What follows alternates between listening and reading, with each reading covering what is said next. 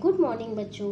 आज हम लोग पूरक कोण, संपूरक कोण, शीर्षाभिमुख कोण, आसन्न कोण, रेखीय युग्म के बारे में चर्चा करेंगे। सबसे पहले आता है पूरक कोण। पूरक कोण किसे कहते हैं उसके बारे में हम कुछ चर्चा करेंगे। ऐसे दो कोण जिनका योग 90 अंश होता है वह एक दूसरे के पूरक कोण कहलाते हैं। ठीक है बच्चों, जैसे ये हमने दो कोण ले लिया, एक हमने 60 अंश का कोण ले लिया और दूसरा हमने 30 अंश का कोण ले लिया, तो क्या ये एक दूसरे के पूरक कोण हैं? इसको देखने के लिए हम क्या करेंगे, 60 अंश और 30 अंश को जोड़ देंगे, वो हमारा क्या आ रहा है, 90 अंश आ रहा है। तो ये हमारा क्या होगा, पूरक कोण होगा। और यदि हम 60 अंश और 30 अंश को जोड़ते हैं तो क्या आता है, 90 अंश। इस तरह हम कह सकते हैं कि 60 अंश 30 अंश का पूरक कोण है तथा 30 अंश 60 अंश का पूरक कोण है। यदि इसी में हम यह कहें कि 20 अंश का पूरक कोण क्या होगा, तब हम कैसे निकालेंगे, 90 में से हम 20 को घटा देंगे तो हमारा क्या आ जाएगा, 70 अंश। तो हमारा क्या कहलाएगा, 20 का पूरक कोण क्या है, 70 अंश, या 70 अंश का पूरक कोण 20 अंश है। अब हमारा आता है दूसरा संपूरक कोण। संपूरक कोण, संपूरक कोण किसे कहते हैं, ये कैसे जानेंगे। ऐसे दो कोण जिनका योग 180 अंश होता है वह एक दूसरे के संपूरक कोण कहलाते हैं। जैसे हमने ले लिया ये कि यहाँ से A, B और C, ये अगर हम 30 अंश ले लें तो ये कितना होगा वो हम निकाल सकते हैं। हमने अभी बताया ऐसे दो कोण जिनका योग 180 अंश होता है तो वो एक दूसरे के संपूरक कोण कहलाते हैं। तो 30 अंश का संपूरक कोण क्या कहलाएगा, वैसे ही 180 में से हम 30 घटा देंगे तो हमारा 150 आ जाएगा। यह कोण हमारा 150 अंश आ जाएगा। यदि आपको दो कोण दे दिया गया, 150 अंश और 30 अंश, और ये कह दिया जाए क्या ये कोण संपूरक कोण है, तब आप इन दोनों को जोड़ करके देखेंगे क्या ये 180 अंश आ रहा है। यदि 180 अंश आता है तो ये दोनों कोण संपूरक कोण कहलाएंगे। इसी तरह इसमें से कई क्वेश्चन बनते हैं। यदि हम एक कोण दे देते हैं 40 अंश और दूसरा कोण पूछें संपूरक कोण कौन सा होगा, तो वैसे ही आप 180 अंश में से 40 को घटा देंगे, 140 अंश आ जाएगा, वो उसका संपूरक कोण कहलाएगा। अब आता है हमारा कि शीर्षाभिमुख कोण किसे कहते हैं।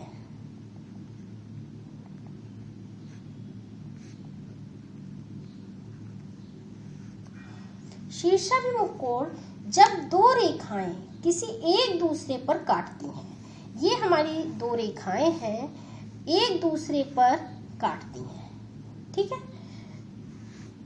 तो एक दूसरे को कहाँ पे काटती हैं, किसी एक बिंदु पर काटें। जब दो रेखाएं एक दूसरे को किसी एक बिंदु पर काटती हैं तो आमने सामने के कोण आपस में बराबर होते हैं। यदि हम इस कोण को कुछ भी मान लें, यदि 30 अंश है तो हमने क्या कहा, आमने सामने के कोण आपस में बराबर होते हैं। इसके सामने वाला कोण क्या है, ये है, तो ये भी 30 अंश का होगा।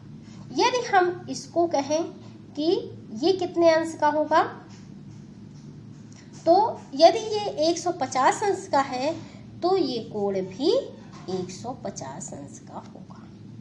हमने क्या कहा कि शीर्षाभिमुख कोण वो कोण होते हैं जब दो रेखाएं किसी एक बिंदु पर काटती हैं तो आमने सामने के कोण को शीर्षाभिमुख कोण कहते हैं और इसमें आमने सामने के कोण भी बराबर होते हैं।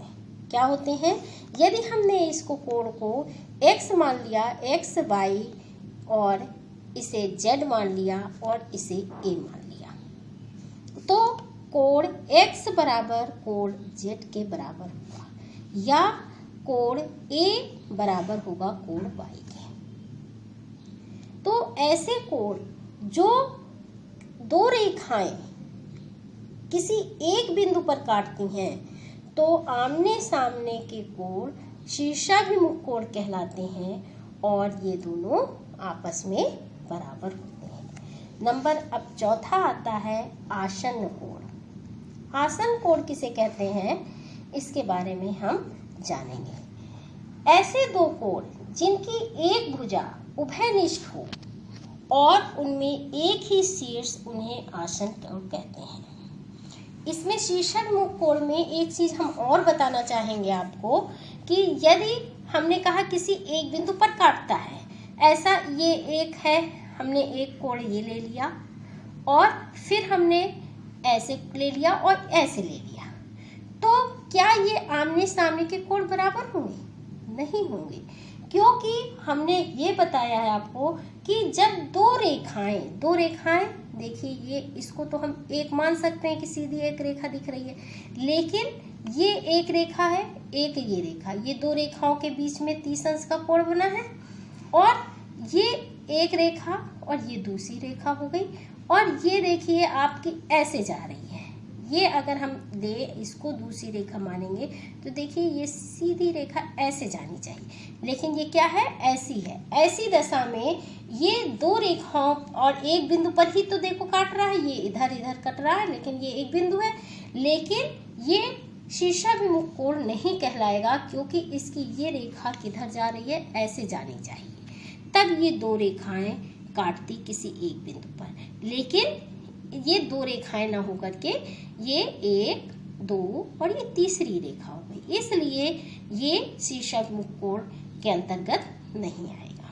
अब आता है आसन्न कोण। ऐसे दो कोण जिनकी एक भुजा उभयनिष्ठ हो। क्या? एक भुजा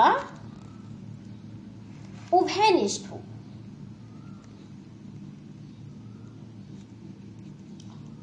ठीक है, और उनमें एक ही शीर्ष हो। दूसरी कंडीशन क्या हो, एक ही शीर्ष, उनमें एक ही शीर्ष होना चाहिए, आसन्न कोण कहलाते हैं। तो हमने क्या बताया आपको कि ये है जैसे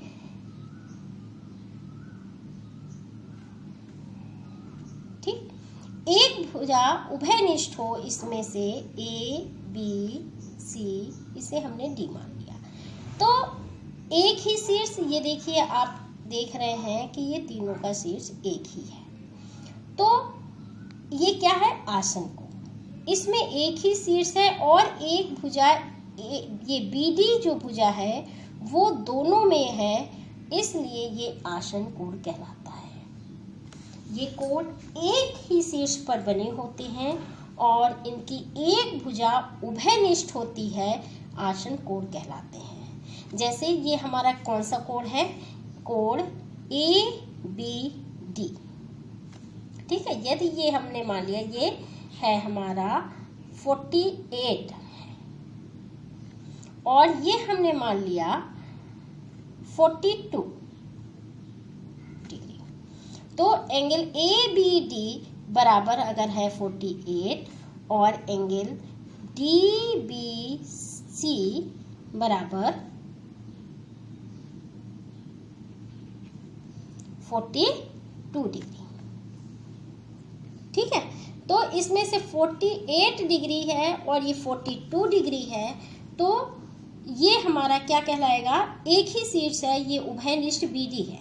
यदि इसी में हम ये कह दें कि एंगल BDA और क्या एंगल ABC, ये दोनों क्या कहलाएगा, आसन्न कोण। लेकिन यदि ये BDA क्या है, ये एंगल 48, ठीक है, और एंगल ABC, AB और ये C एंगल ये पूरा आ रहा है, तो इसमें ये पूरा समाहित हो गया, यानी कि दोनों का योग हो गया, वो हमारा कितना आ रहा है, 90 डिग्री। तो ये DBC इसी में समाहित है, तो ये आसन्न कोण नहीं कहलाएंगे ये दोनों कोण, क्योंकि कोई भी कोण समाहित नहीं होना चाहिए, इसमें नहीं होना चाहिए। ये दोनों कोण अलग अलग होना चाहिए और एक भुजा उभयनिष्ठ हो और एक ही शीर्ष हो, तब ये आसन कोण कहलाते हैं। अब आता है रेखीय युग्म। रेखीय युग्म किसे कहते हैं? रेखीय युग्म उन कोणों को कहा जाता है जो आसन कोण है, आसन कोण है और उनका योग 180 अंश है। जैसे ये है, ये है, तो ये हमारी क्या है? आसन कोण की परिभाषा तो हमने आपको बताई कि एक भुजा हमारी ये उभयनिष्ठ है, A B C D। AC हमारी भुजा क्या है? उभयनिष्ठ है। ये यदि हम 30 अंश का मानते हैं और ये 150 है और दोनों का योग सम जो है वो कितना है? 180 अंश। तो ये रेखीय युग्म के अंतर्गत आता है, यानी कि आसन कोण हो और उनका योग 180 अंश हो, या हम यूँ कह सकते हैं पहला कि एक ही शीर्ष होना चाहिए। ये हमारा देखो तीनों क्या है? एक ही शीर्ष पर स्थित है।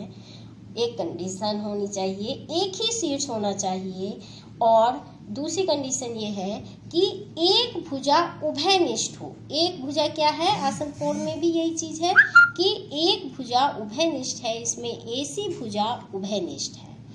और तीसरा होना चाहिए दोनों कोणों का योग 180 अंश होना चाहिए।